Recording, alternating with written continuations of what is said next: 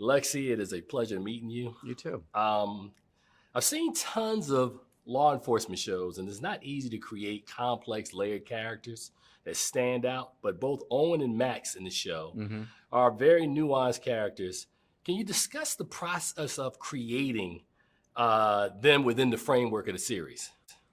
Yeah, so I mean, I originally came into it through the idea of gray mail, which is blackmail with national security, and so that seemed like a fresh way, and I had never seen that before. I had never even heard of that term.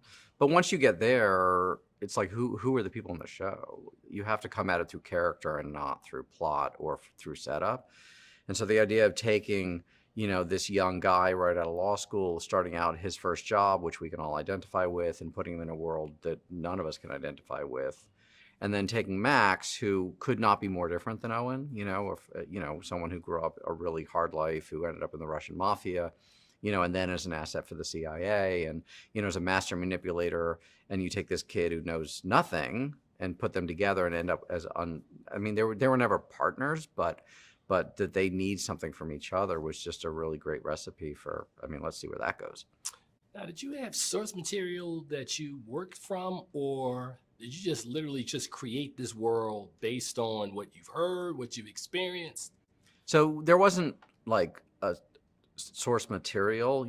One of the EPs on the show is this guy named Adam Saralsky, who was a lawyer at the General Counsel's Office of the CIA at the very beginning of his career. And so, I had access to sort of, to be inspired by some of the things he said and the reality of the building that sort of he described, which was I'm a huge fan of the inside baseball of it all, whether it's the rookie and cops or whether it's the recruit and CIA. Like, I think audiences are really fascinated with the stuff that they don't normally get shown, whether it's, what the process of being arrested is really like, or what the process of working as a lawyer at the CIA, and the fact that this thing called gray mail exists and that they call it the crazies and that it's a real thing. Like, I think audiences are fascinated with that kind of stuff. Well, thank you for the education on that. Yeah, 'Cause I yeah. had never heard of gray mail either. Yeah.